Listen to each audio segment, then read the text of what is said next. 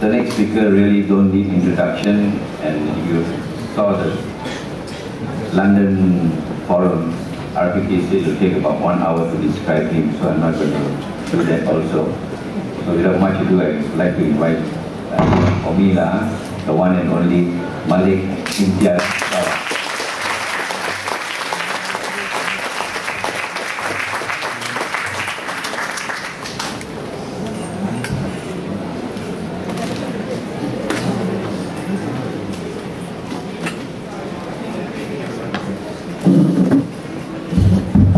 Good evening, everyone. Okay, after an introduction like that, and after Haris has explained the MCLM venture in the way he has, I'm beginning to feel like I have a target drawn right here. So, I'm supposed to be this super candidate, and if you watch closely, I'll be bounding over buildings, and very soon I'll be filling up in my underwear on this side. I'm thinking as fast as I can. What can we do about the people outside? I can't speak through glass walls, that's not one of my skills.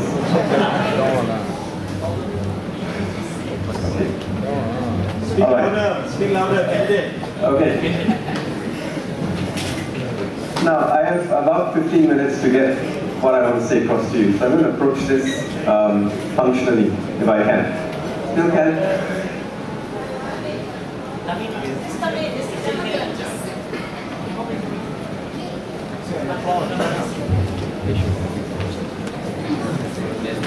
There's still some space in front. If you don't, you're already spotting them, and just spot inside. Yeah, please come in. Yeah. Some space there, some space here.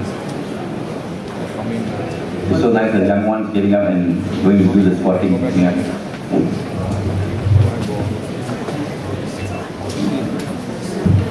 Sorry.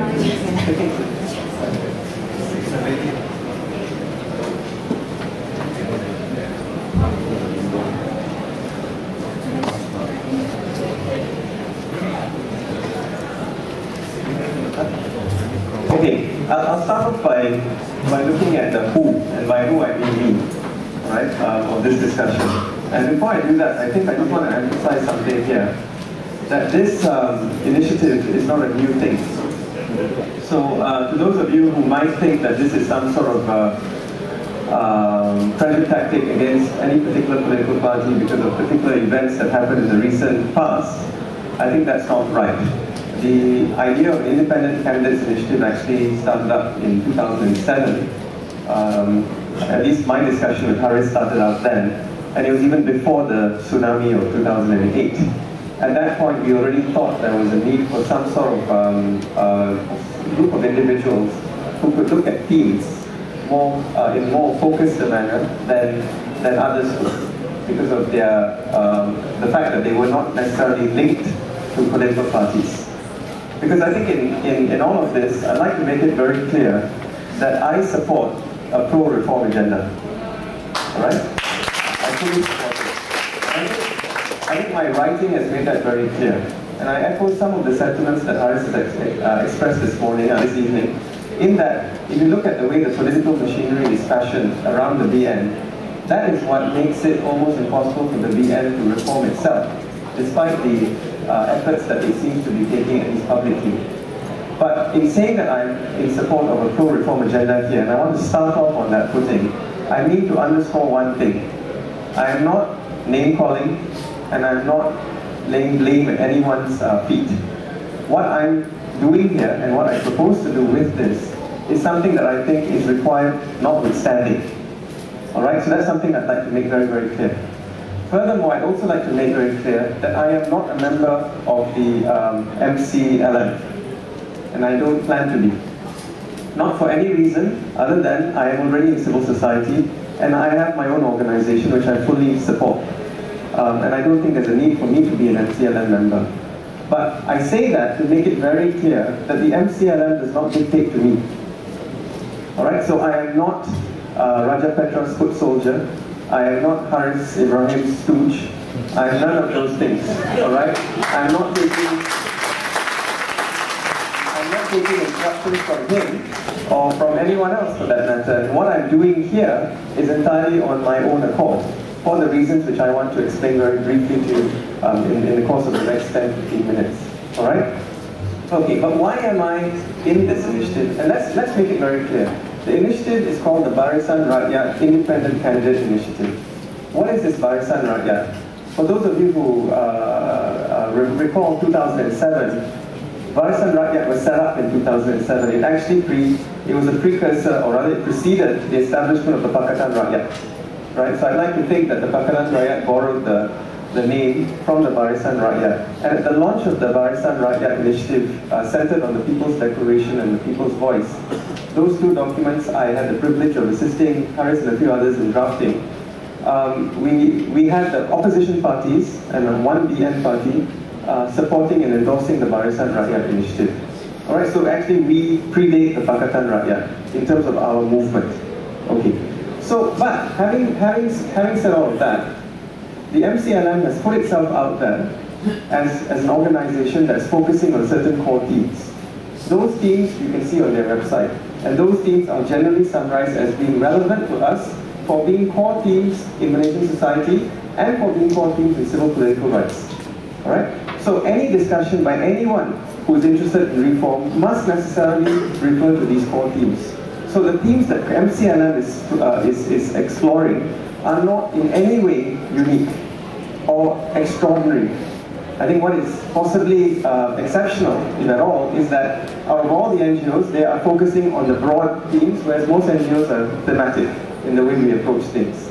Alright? So that's why I figure, alright, if the MCLM wants to lend a hand to the Barisan Rakyat Independent Initiative, Candidates Initiative, and by that I mean they want to provide the infrastructural support for the initiative. And I'll be practical about these things. Any electoral campaign, you need help, you need support.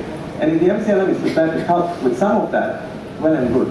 And if they're prepared to back the Barisan Rakyat Independence Candidates Initiative in the way that those particular candidates are comfortable with, because ultimately it comes back to the independent candidates themselves. They call the shots for their own campaigns, for their own elections, etc., etc. Right? So as I said, nobody dictates to them. And I want to make that very clear again. So the MCLM value base, I think, fits into the wider civil society value base. All right? So I think that's a good enough reason to say there's nothing particularly bad about what the MCLM is trying to do in emphasizing these core themes. You know, if you look at the website, ISA, race issues, and so on and so forth, all of which are relevant to all of us as Malaysians. All right? Okay. And I'd also like to close off this first part of it, the pull factor, by saying that, you know, as much as RPK and Haris may say that we are great and, you know, all of that, I'd like to say that I don't think that's perhaps the right way of saying it. I think our track record, I think, is what they say speaks for itself. But this is not to mean that there aren't great candidates out there, and this is not to mean that there aren't great parliamentarians in parliament right now for the Pakatan Rakyat. Alright? And I think we have to recognize that the sacrifices of these parliamentarians is tremendous.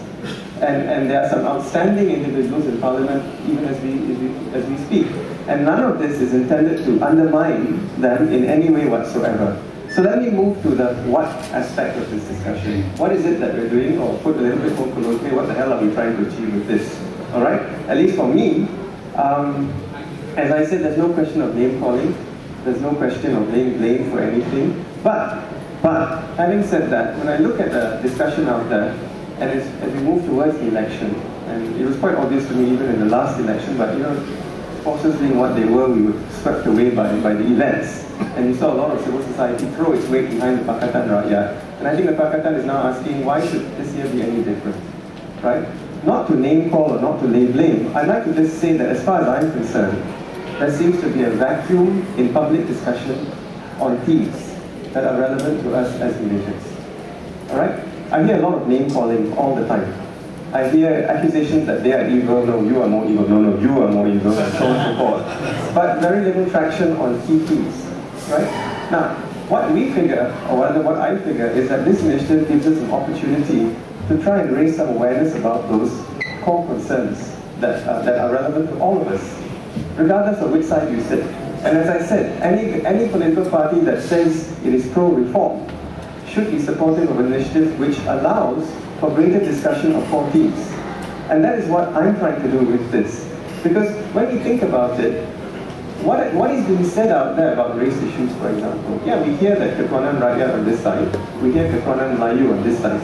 But what that means to different people is really up in the air. What that means to each of us here is really up in the air. All I know is that we can't run away from Article 153. And it says what it says. And it says that the Malays and the natives of Sabah Sarawak have special status. It says that. And until the Constitution is amended, it is going to say that.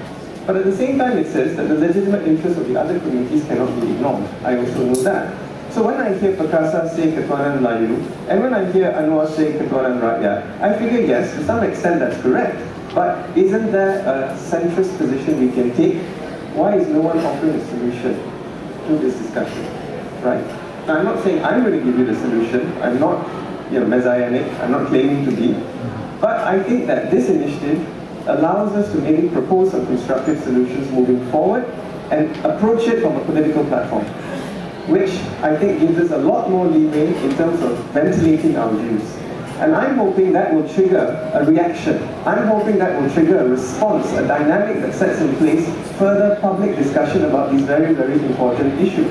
And I'm hopeful, and I'm hoping that if that is allowed for, we will not only get the kind of politicking that we're seeing, which has proven effective in some ways, we will also get some thematic discussion that may also be equally relevant. Because I'm wondering whether the pro-reform agenda is being to some extent undermined by the politics of the situation. And I'm being honest about that.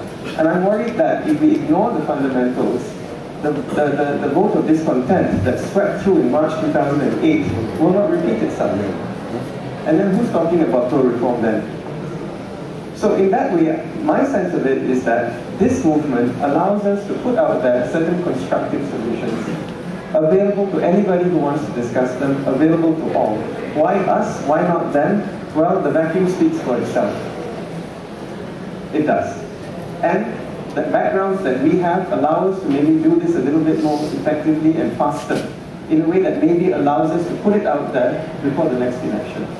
So that if we do move towards a reform in some way or the other, whatever level of reform that may be, we can at least be sure that it's sitting on concrete foundations. Because right now, it isn't. And as much as I support calls for reform, I do. I still want to know how that works. I don't want to feel that this call for reform is going to lead to an ISA operasi, or that call for this is going to lead to race riots. I don't want that. I want to know how it works, right? And I don't think I speak alone. I'm alone in saying that. I think all of us want to know how it works.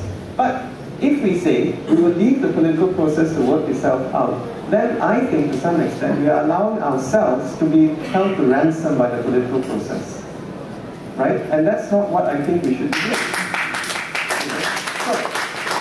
I think that the key thing I'd like to underscore here is that what we hope to do with this initiative is to enrich the public discussion on reform, and in that way support the pro-reform agenda. I'm glad to note that at the Pakatan Convention, there were already discussions about the core themes they should be looking at. I mean, Haris alluded to the fact, and this is his pride, I think, that maybe they responded to the public discussion about the third force or whatever it is. I don't know, but I'm just happy that they did it. In the same way, I'm happy that Najib Razak was willing to say we're going to make Penang a preferred hub. Great, wonderful. I'm from Penang. I think it would be good for the island, But the point is, where in all of this is there objective discussion about what needs to be discussed? There is some happening behind closed doors, but there's not enough out there so that you and all of us here knows what we're getting into. What I hope with all of this is that by offering myself as a candidate, I can have the platform to say these things, to try and enrich that discussion, and maybe nudge along the pro-reform agenda in a way that at least I'm comfortable, and I think other people who share my view will feel comfortable about. In principle, I'm not in favor of three-cornering any constituency.